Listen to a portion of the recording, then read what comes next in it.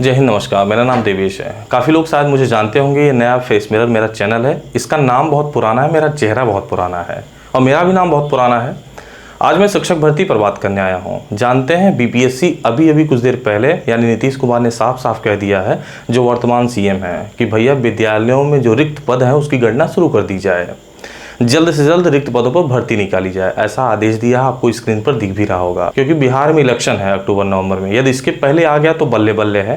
वैसे एक बात आपको डिनोट कराना चाहता हूँ, यूपी और बिहार में इतने ज़्यादा बीटीसी बीएड के अभ्यर्थी हैं, मुझे तो लगता है कि भारत में छोड़ दीजिए, अगर विदेशों में भी खुली भर्ती आ जाए वहाँ पर भी अपनी दावेदारी ठोक देंगे। ये मैं उपहास नहीं कर रहा हूँ, मैं योग्यता पर बात कर रहा हूँ। इतने ज़्यादा योग्य होते हैं यूपी और बिहार के अभ्यर्थी, कहीं भी शिक्षक बन सकते हैं। ये तो बिहार है।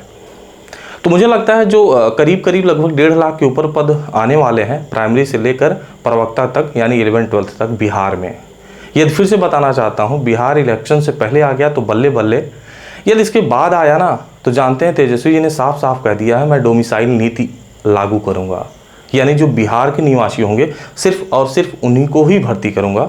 वैसे कहना आसान है, सुप्रीम कोर्ट में बहुत आराम से चैलेंज होगा और लोग जीत भी जाएंगे, क्योंकि जानते हैं किसी की योग्यता को नहीं रोक सकते हैं, कोई राज्य काहे क्यों ना हो। सबसे पहले तो आप भारत के नागरिक हैं, तो आप जानते हैं कहीं के भी नागरिक हों, कोई भी राज्य आपको रोक नहीं सकता है। हाँ, रोकने की कोशिश करेगा, अड़चन जरूर डालेगा, तेजस्वी यादव अड़चन जरूर डालेंगे डोमिसाइल नीति लगाकर, लेकिन हाँ, कोई रोक नहीं पाएगा। अच्छी बात होगी, अक्टूबर नवंबर के पहले यदि नीतीश कुमार ये भर्ती ला देते हैं तो 1.5 लाख लोगों की ज़िंदगी बन जाएगी, खासकर यूपी वालों की। यदि नहीं आती है तो शायद थोड़ा सा अड़चन जरूर आएगा डोमिसाइल नीति को लेकर, क्योंकि तेजस्वी यादव ने साफ साफ कई बार 2500 बार कह चुके हैं, मैं डोमिसाइल नीति लागू करूंगा। अब यूपी की बात कर लेते हैं।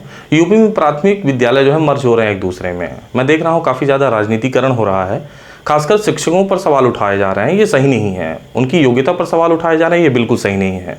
उनके वेतन पर सवाल उठाए जा रहे हैं, एकदम बिल्कुल भी नहीं सही है। आप मर्ज का विरोध करिए, राजनीतिकरण करिए, लेकिन शिक्षकों पर मत करिए भैया। ये बहुत ज़्यादा योग्य हैं, वो भी इस समय बहुत ज़्यादा योग्य हैं, ये बताने को कहने की ज़रूरत नहीं है।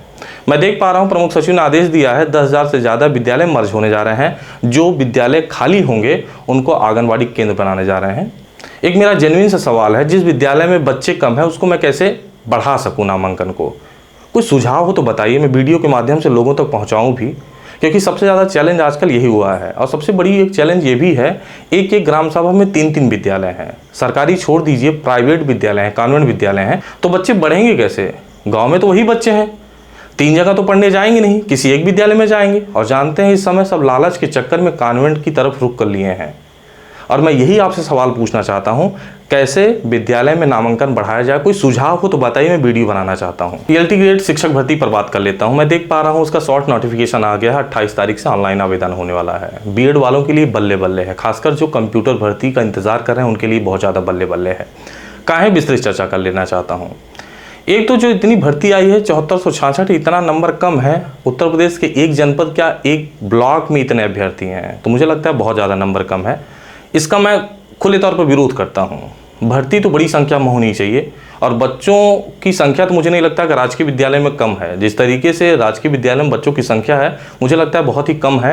ये नंबर बहुत कम है, क्योंकि जानते हैं 2018 के बाद ये 7466 पर टीएलटी ग्रेड के लिए आया है। और बीएड वालों की संख्या तो मुझे लगता है 25 से 30 लाख होगी, तो नंबर बहुत कम है। फिलहाल ठीक है, प्रदेश तो बहुत बड़ा है, मुझे लगता है कई देशों के बराबर है ये उत्तर प्रदेश, लेकिन उस हिसाब से नंबर बहुत ही कम है। टीएलटी ग्रेड शिक्षक भर्ती के लिए आवेदन 28 तारीख से होंगे, और 28 तारीख की विस्तृत नोटिफिकेशन आ जाएगा, तो देखने को मिल सकता है कि प्रीलिम्स कैसा होगा, मेंस कैसा होगा, इसका नेचर कैसा होगा, कितने घंटों का पेपर होगा, कितने नंबर का पेपर होगा। मिनिमम उम्र 21 साल होगी, मैक्सिमम शायद 40 साल होगी, क्योंकि ये यूपीपीएससी के यही शायद नियम है। देखना दिलचस्प होगा, तैयारियाँ करने के लिए जुट जाइए। हाँ, कंप्यूटर शिक्षक भर्ती के लिए शायद बहुत बड़ा नंबर देखने को मिल सकता है, क्योंकि 2018 में जो आया था उसमें 1673 पद आए थे, मात्र 37 पद भरे गए थे, तो सारे सीट वैकेंट रह गए थे। देखना दिलचस्प होगा उसका नंबर कैसे होगा। शायद कंप्यूटर शिक्षक भर्ती के लिए बीएड की अनिवार्यता के लिए शायद छूट मिल सकता है, थोड़ी सी सहूलियत मिल सकती है सिर्फ कंप्यूटर भर्ती के लिए, बाकी अन्य सब के लिए बीएड जरूर मांगा जाएगा।